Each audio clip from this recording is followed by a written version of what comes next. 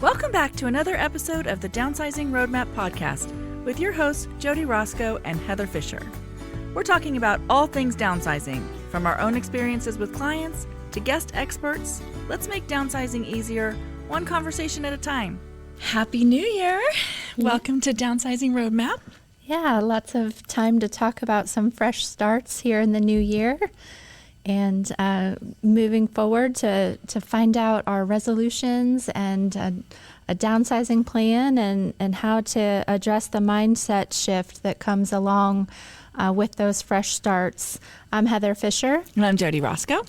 We're excited to talk to you today. We're talking a little bit, science of temporal landmarks. Yeah, that's a big word. Yes. Yeah, so you know how it feels like you're always like, well, for me anyways, I get through Christmas, or not even like before Christmas actually sometimes, and I'm like, oh, I gotta get rid of this stuff, like it's time to clean things out, and you just really feel like you're ready to like let things go, and that's actually because there's science behind it. Yeah, we love when the science comes alongside the things, that we all feel and know and just proves why. So the temporal landmarks are those big events that happen. It could be crossing over into a new year, could be milestone birthdays. Yep, ends in a zero. Yeah, ends in a zero. Ends in a 5. Just passed one of those recently. Changes in season, lots of things, but it's just a change from one thing to another, and that brings these landmarks, kind of the new me and the old me, and how things look on either side. Our brain kind of sets that line in the sand when those things happen. It says it loves new beginnings, right? And so then it looks for things that make it a new beginning. So that's why like a birthday, or like the beginning of the year, or the first warm day of the year, whatever that is, but like it looks for things that will be like, oh, here's a new beginning. Yeah. And so then it wants to use those things. And so what we want to talk about today is how are we going to use those things to create momentum for 2026, right? Yeah. So we're going to do this actually in 2 parts. So this part's going to be a mindset part. So we're going to talk really all about mindset in this episode. And then the next episode, we're going to talk about putting that all to work. Yeah. How do we actually do that? Make that happen. So, yeah. Okay. So we find often in real estate in January, people start thinking, like asking questions quietly. They're not like ready to go necessarily. Sometimes they are, but if they're just deciding that maybe 2026 is time to make a move, then they're like, hey, what about this? Or what about that? Yeah. And so you kind of just get those first questions, just kind of changing their mindset around what their future is going to look like, really, and figuring out what that's looking like. So if that's you, that's okay. You can just start with baby steps and kind of work your way towards it. But that's why we make New Year's resolutions, and we start thinking like, hey, what is this year going to look like? So that's what we want you to do here, is start thinking about what is this year going to look like. Yeah, it's a great time to be curious and start thinking about that strategy and how we're going to address it. And just start getting excited about what can come. I think, I oftentimes set resolutions, and it does feel like the thing to do, and your brain's ready to set them. And hopefully we can talk through some of the mindset about making them stick and tactics next time about how to just what to do so that they will stick. Yeah, you got to you got to fool yourself in certain ways sometimes. So really, your brain is thinking like, this is the difference between like the old me and the new me. And so if you can make that new you really you, that is actually what will make it stick, is like you are that person who is whatever that is, organized, or whatever it is that you're trying to work on. So that's why when your brain is working on that same thing, old me, new me, that we'd start a diet on Monday. Like, we're not going to start it on Friday before the weekend, right? We're going to start it on Mondays, fresh start, right? Birthdays that end in zeros feel really big because it's again, your brain's like, oh, this is a new old me, new me. Like, new decade and yeah, all of those things. Yeah. Or you just start, researching something that you want to do in the future. And you're like, it's travel, if it's, Zillow, if whatever it is, like you just start researching things and you're like, oh, that's because you're trying to figure out who the new you is going to be. Yeah, whenever there's that transition point, be it a holiday or a season or a birthday, you want to step onto the other side of that feeling lighter and freer in many different, that can look like many different ways. There's lots of New Year's resolutions about, weight loss and things like that, and, new spaces or more organization. A lot of the resolutions we see at those all fall in those categories. So that's right in line with hopefully what we inspire you guys to do each week when you listen. Yeah. Just to wrap around that and grab that momentum that comes by science. Yeah. So the science is that there was Catherine Milkman did research. I think she was at Wharton, but she said that people are 63% more likely to take on meaningful goals after a temporal landmark, whatever one is setting you to that place. But 63% more likely is really high. So that's like a huge motivation point. So how can we grab that motivation and use it? Like, since it's already there and it's happening and it's the new year, how can we grab that and use it? So the reason that this happens is that we have a psychological separation. So again, that's back to the old me, you me. So that was the past me, whether you were, a not 0 to a 0, a different decade, or whether it was last year and this year, or whatever that looks like, whether it was before retirement or after retirement, or before empty nesting and after empty nesting. There's all kinds of temporal landmarks, and some of them are stronger than other ones. Like the first warm day of the year is one, but it's not. It might be as strong as turning in, to a new decade or retiring or something like that. Yeah. But there's a psychological separation, so that's one part of it. There's also a hope boost in it. So your dopamine increases when something feels new. It's exciting, like new and exciting things. So it just gives you that a dopamine boost, which feels like motivation, right? So that fuels your motivation to do something new.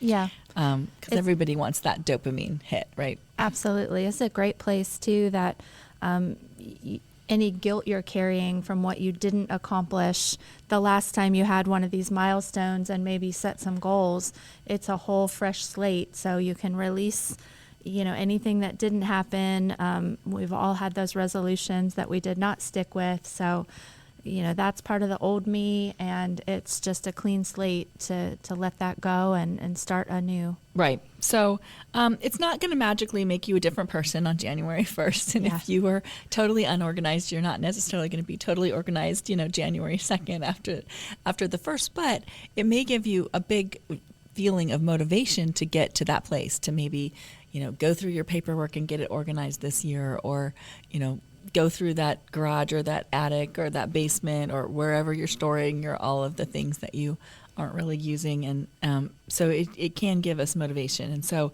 we feel different about ourselves. And so that shift does matter, the part where we feel different.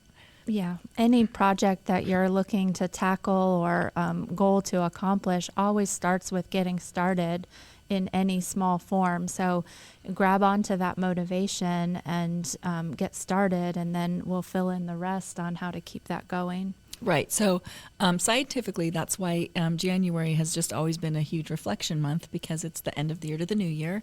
And so it's not necessarily a month where you need to take all the action. It's more that month where you need to be thinking and dreaming and imagining and kind of figuring out what's this year going to be, and then take action after that. Yeah, step 1 of our 5-step process. Yep. Dream it. It's January. It's January. Let's get it done. Yes, absolutely. So in that thought process, we have all done this and watched others do it, but we've had that excitement and motivation and made all the resolutions for New Year, and then it plummets. So over 80% of our resolutions fail by February, and 23% of them fail in that first week. So if that's what's happening to you, that's okay. You can start over again. You can just pick it up and be like, hey, this is what I was going to do. the reasons that people think that's about discipline. Like they just didn't have the discipline to do whatever that thing was, whether it was working out or whether it was cleaning out or whatever that thing is. But it's really not about the discipline. It's about the mindset. And it's about whether you think you are somebody who works out or whether you think you are somebody who is organized and you actually believe it. And if you are just trying to be that person, then that's a place that takes a lot of energy. You don't have a habit around it, or you don't have a system around it. And so that place takes a lot of energy. And until you can get it to a place where that is who you believe you are, and I am just an organized person. And so you're automatically not going to be the stuffer that I might be sometimes. And this is something I will have to work on. But so you when you believe that that's who you are, then your actions change. And so you're an organized person. So you, of course, aren't going to take that and stuff it somewhere. You're going to do with it whatever needs to happen before, it goes away, put it in the right place or let it go or whatever needs to happen with it, because that's who you are, not what you're trying to be. Yeah. And I would say layering on, why you are that person. What's that big goal? What's that dream? So you're not just setting an arbitrary mindset around something. Oh, I want to suddenly be this person. What's the why behind that? Right. Right. So the reasons that the resolutions fail are we set goals that are tied to pressure, not purpose. So that's what you're saying. Yeah. What's your purpose? What's, you say that all the time. One of my favorite phrases. Of your favorite phrases. What's the purpose? Yeah.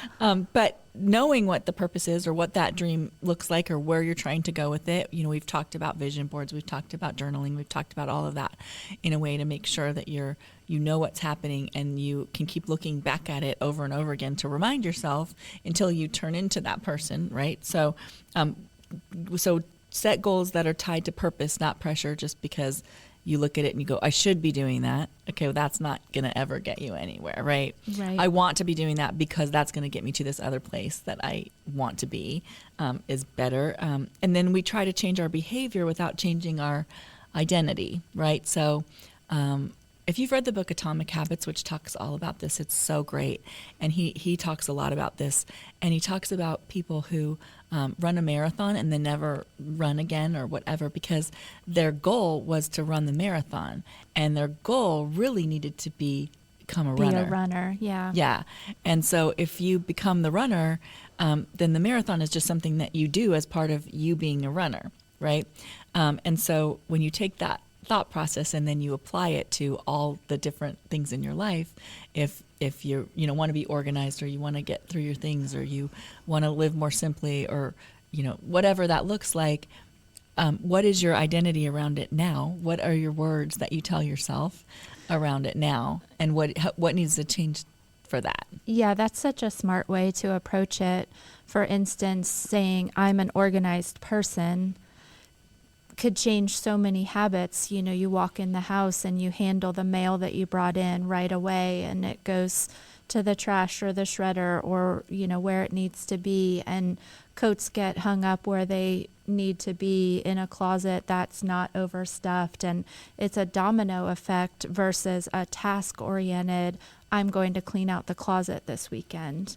You are just becoming the person that doesn't have a messy closet. Yeah, doesn't have a messy closet in the first place. And it allows, there may be some of those tasks that are needed as you get started, but that mindset shift moves it forward so it doesn't just become it was clean once and then I let it all come back in and the junk to pile up or the mail and you're right back where you started. This is a path where if you make that mindset shift to what Jody's saying and embrace that language of whatever it is you want to be, it does become how you attack every part of the day. And so the projects happen once maybe if they need to or just improve as you go along. But then you are that person. And when you are that person, it doesn't take a whole lot of willpower to make yourself do it. And it doesn't, because you're just living it. It turns into something totally else.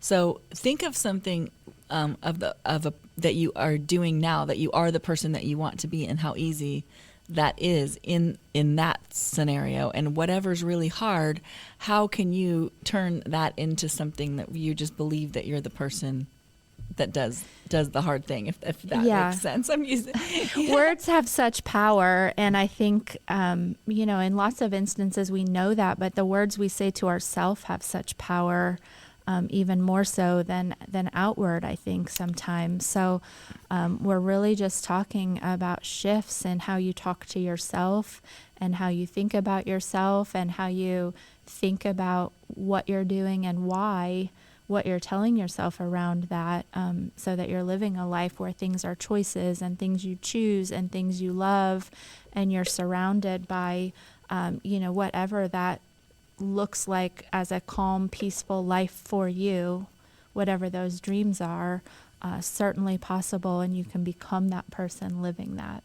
Yeah, because if we get really deep here, we're talking, there's a voice in our head all the time, and that voice could be just lying to you.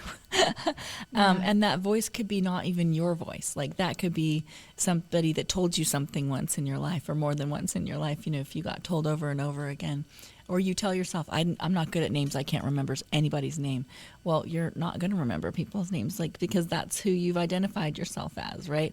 And so pay attention to that voice and what you're telling yourself in all of those things. Yeah, I know, as you just said that, the words that came into my head, I was like, oh, why are the words that I'm remembering maybe not the kindest words I could be? I think we all attach to something not as positive that we've heard. So this is about filling your brain, retraining your brain to tell yourself those positives over and over, and those attributes that you already are and maybe have not acknowledged, or that you want to be.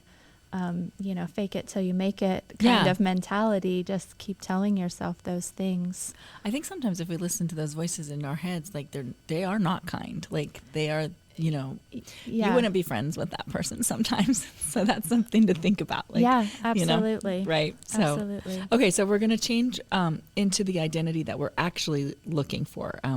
And that's a way that we're going to not fail on our New Year's resolutions.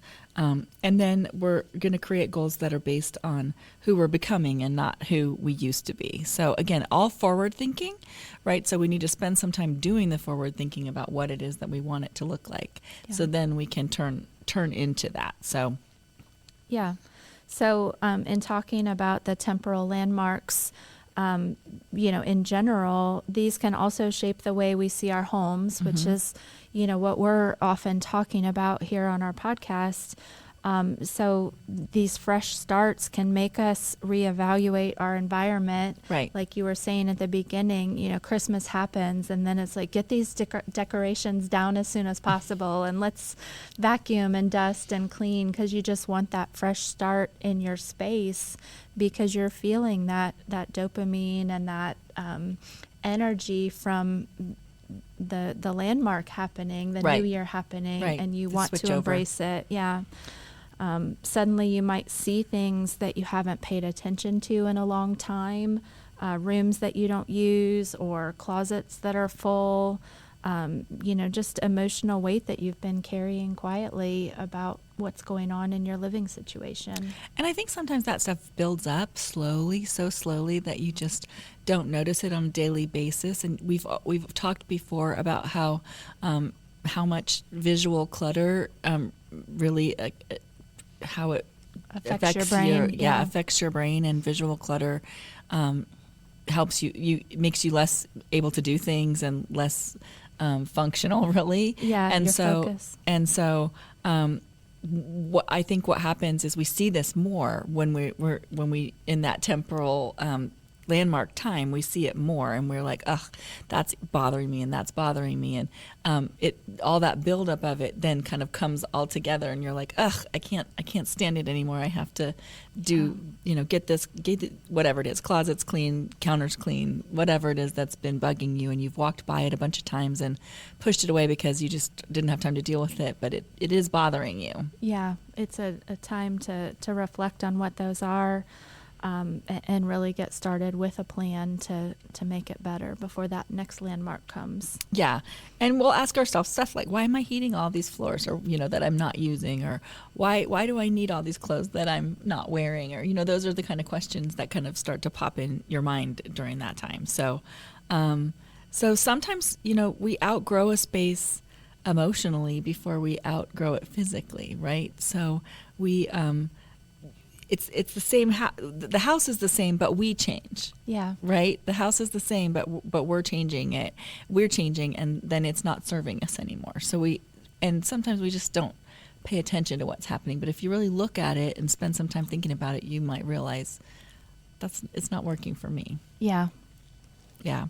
So this is why so many clients start their downsizing conversations in January. Honestly, they'll or after milestone birthdays, or after retirement or whatever. But the house didn't change, but they did, and their goals have changed, and their future things that they want to do has changed, and so now it doesn't fit anymore. Yeah, it's a great time to see how we can make those next plans happen and feel good about that. So we're going to talk about some different mindset shifts that you can adopt right now. We're going to talk about action on part 2 next week. So right now, these are just some things, to start changing your emotions around things and to look into things. So mindset shift number 1, this is a new chapter, not a closing. Right. So I think that, again, we've talked about that a lot, but that's that forward thinking. That's that choice for what's next, not mourning what's different. Yeah, not a loss. Not a loss. Yeah, it's a fresh start. It's a fresh start. It's not a loss. Yeah, and when you take the time to think about it, there's a lot more choices that you can bring into action instead of things just happening to you as time goes by. Yeah, and downsizing is, you're just simplifying. It's about choosing what you want to spend your time doing, and what your freedom can look like. And so it's all about choices, and sometimes people don't feel like that, but it really is all about choices and what you want to make and what comes next. So you're not losing space, you're gaining freedom. Yeah, you're easing the burdens that we all carry from different things that push on us, if it's the maintaining the house, or not being able to find things, or physically not being able to, having your back hurt and you're having difficulty and being exhausted at the end of the day because things are harder. It's all about easing that burden. It's not about loss. Right. Mindset shift number 2 is I'm allowed to grow out of what once fit me. Gosh, I'm struggling today. I am allowed to grow out of what once fit me. And this is, to me, like, all I hear is guilt is not a gift, right? So it's basically like, it's okay. It's okay if this worked for you, the house worked for you, the place worked for you, you loved it. But now you don't love it quite as much anymore because your thought process has changed, your things that you want to do have changed. Maybe you loved gardening and now you're kind of over it. Whatever it is, it's okay. It's totally okay that it fit you once, and you can still love those memories around it. Like you can still think, oh my gosh, that was just the greatest house. But now it's time for something different. Yeah, and you always want where you are to be serving you well, and when that shift happens, it's okay that changed, and now you're just embracing what happened there was wonderful, and now you're going to create new wonderful memories at that next landing spot. Yeah, and it might be the house that's you're outgrowing. It might be your schedule that you're outgrowing. It might be your identity, that you're growing into something different. So all of those things can change, and you shouldn't feel guilt about it. It's just time changes is the only thing, right? What was that saying? I can't think of it, but like the only thing you can count on is change or something along those lines, right? So it always is going to happen, and whether you want it to or not. So you might as well embrace it. Yeah, and refocusing your mind, changing that lens of how you look at it. That change can be so positive. It doesn't always have to be hard. There's so much out there to go grab that can be positive. Right. Mindset shift number 3 is identity leads behavior, which we were talking about earlier, right? So if you aren't changing your identity around it, you aren't going to change your behavior around it. So your resolutions are going to fail when you start with behavior. So you have to actually start with identity. So I am someone who values blank, peace, organization. I think whatever. like simple to explain that simply, it's like you could resolve, I'm going to make my bed every day. But that's a task. Right. We don't all love doing that. I mean, even if we love the result, we don't love doing it. But saying, I'm going to make my bed every day, and you start counting, oh, I've done it 3 days in a row. Oh, I've done it, 6, and then I skipped a day, and that, and it's just like weighing on you as something you said you were going to do. When you miss a day, you feel that hit of, oh, I failed at that. Okay, get back on it. And that's very task oriented, but you could reframe it as, I'm the person that loves to come home to a peaceful retreat at the end of the night.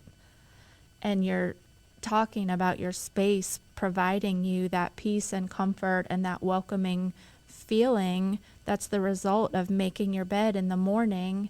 That's, I'm the person that has this wonderful retreat to come to at the end of the day. And it's that shift that makes, it's not that you love making the bed anymore than you did before, but you're shifting into that person that sees the reward bigger than the task that it took to get there. And that becomes your why. And that's, that's a small example. But if you layer all of those on top of each other, you just become the person that does all of these little things that turn your life into exactly what you wanted it to be. Yeah, and if you do that, it will just become automatic. You won't even think about it. Like, for example, most of us do not think about whether we're going to brush our teeth in the morning. Yeah. We just brush our teeth. Like, you get up and you brush your teeth. And so that mindset is like, I'm somebody that takes care of themselves, right? And so, so thinking like about brushing your teeth is just automatic. Like, it just happens. Like, that is just part of whatever, system you have in the morning. When it is that you do that, and you just do it without really thinking about it. And so, again, it might take some energy to get to that place, to changing the mindset around your identity. But then once you do it, it takes so much less energy to do all the things that go around being that person. Yeah, and if you think back on, if you're like, okay, well then all of this should be easy. When you think back to being little kids or, having your own little kids, you had to remind them every day, did you brush your teeth? Go brush your teeth. We brush our teeth because we don't want to have cavity. You had to put all those reminders in place, but there was the why. We brush our teeth because we don't want to have cavities, and we take care of ourselves. Yeah, we take care of ourselves. So it is those mindset shifts where you reframe it in the way that you're becoming that person, but there is that word becoming. It's it's not a day one. It's a process of just shifting till you are that person. Right. Mindset shift number 4.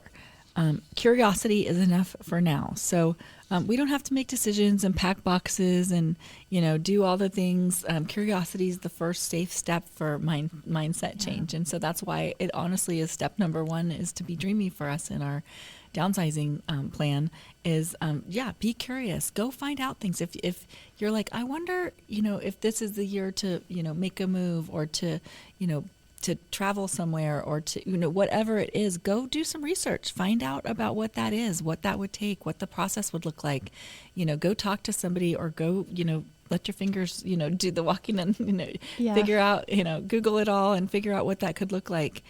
Because curiosity is the first step of mindset change, and it removes the pressure without you actually having to physically do the thing. Like, it kind of gives you that release of like, oh, okay, that's doable. I could do that. Yeah, it definitely shows you the path, which makes anything easier when you're not, going out a million different directions halfway and then you're, drowning in the middle. You're just moving forward on a path, and that always starts with information being power and curiosity.